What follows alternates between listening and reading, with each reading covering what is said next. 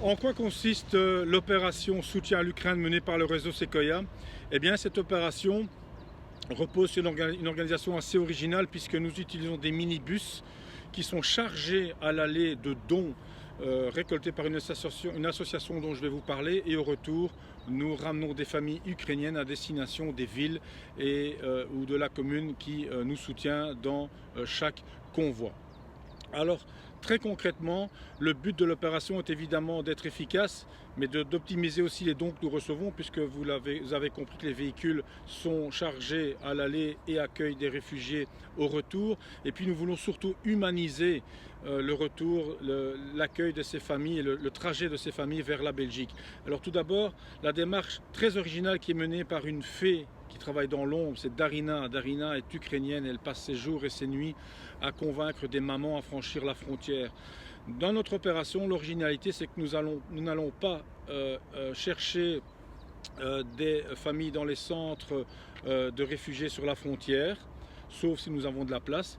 Mais nous reposons notre action sur le travail vraiment en amont de notre fée que vous allez entendre juste après s'exprimer. Elle trouve des familles, elle rassure des femmes en leur proposant de traverser la frontière avec l'assurance d'avoir des personnes qui vont les prendre en charge, les amener en Belgique et les accueillir dans une famille. Ça, c'est le travail qui est fait dans l'ombre de Darina. Et donc, encore une fois, les familles que nous ramenons, ce sont des familles qui, la plupart, se trouvent à Kharkov, qui est une ville bombardée par les Russes depuis le début. Darina fait un travail exceptionnel en rassurant ces femmes et en les invitant à franchir la frontière dès que nous sommes arrivés. Je vous propose d'écouter notre petite fée Darina. J'ai ma famille qui est en Ukraine, mes parents, ma soeur, mon père, tout le monde. Et la priorité était de les faire venir déjà eux. On a réussi avec ma soeur qui était là-bas à essayer de se frayer un chemin sur des routes plus ou moins sécurisées, train, voiture, bus, à pied. Ils ont mis 3 jours pour traverser l'Ukraine. Du coup, on a dû se renseigner nuit et jour pour voir les chemins sécurisés.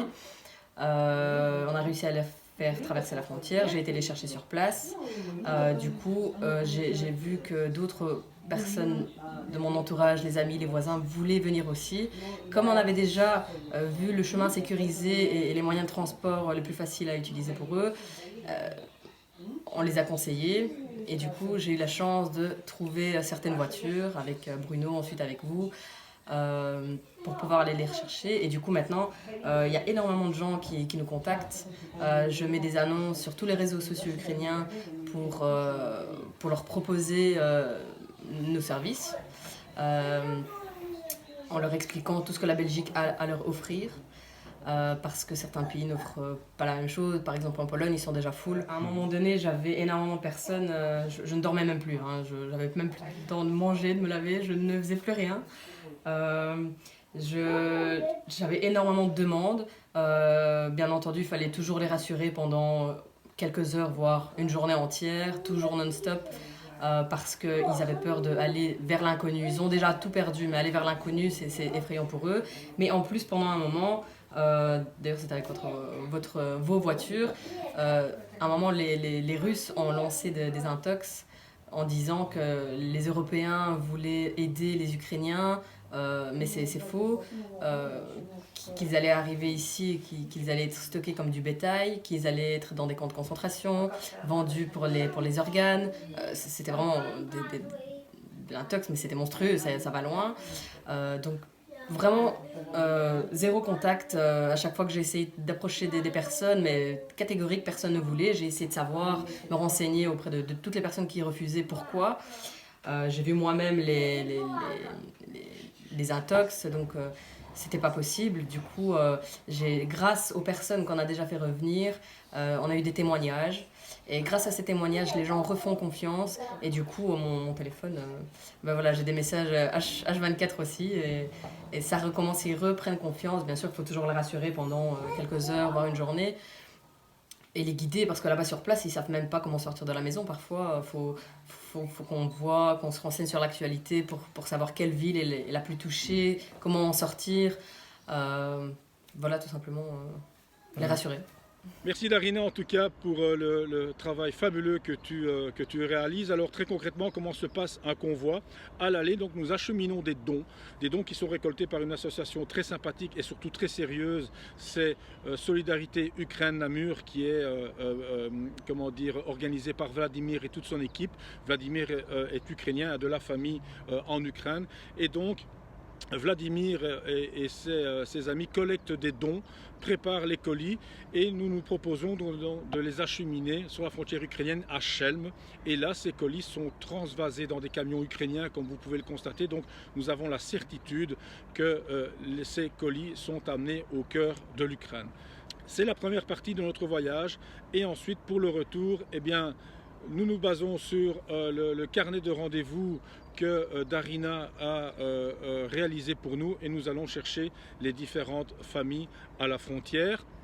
Alors malheureusement, parfois des familles n'arrivent pas. Vous imaginez que ce n'est pas de tout repos malheureusement. Et donc si nous avons des places disponibles, eh bien, nous allons dans un centre de réfugiés dans lequel nous avons des contacts à Korzawa. C'est plus bas sur la frontière ukrainienne. Et là donc, si nous avons X places disponibles, nous contactons notre steward, le steward que nous connaissons sur place et il organise les départs à partir du camp de réfugiés. Alors je vous disais qu'on humanise au maximum le voyage vers la Belgique en utilisant ce genre de véhicule. C'est quand même, si je peux me permettre de le dire, c'est assez confortable par rapport à des trains, à des bus ou d'autres moyens de transport. Mais surtout nous humanisons le retour parce que ces familles ont la certitude, et c'est ça qui les aide aussi à quitter l'Ukraine, ont la certitude qu'elles vont être accueillies dans une famille d'accueil. Voilà ce que nous essayons de réaliser. Alors comment vous pouvez nous aider? Vous pouvez nous aider en nous mettant à disposition des camionnettes et plutôt des minibus. C'est pas évident à trouver, donc voilà, nous utilisons des minibus. J'insiste sur cet aspect-là des choses. Vous pouvez nous faire des dons financiers pour financer ces convois, donc 4 minibus aller-retour, ça représente plus ou moins 2500 € de coût. Puisque nous prenons en charge aussi, mais ce n'est pas la grosse majorité de ces 2500 €, mais nous prenons bien évidemment en charge les repas des familles. Alors vous pouvez bien évidemment aider notre association partenaire, donc Solidarité Ukraine Namur, si vous avez des dons en nature, médicaments, etc. Je vous invite à vous adresser à cette association. Le lien vers leur page Facebook se trouve en bas de cette vidéo ou sur la page dédiée à notre opération Soutien Ukraine sur le réseau Sequoia. Voilà, je vous remercie pour votre attention et j'espère pouvoir compter sur votre aide.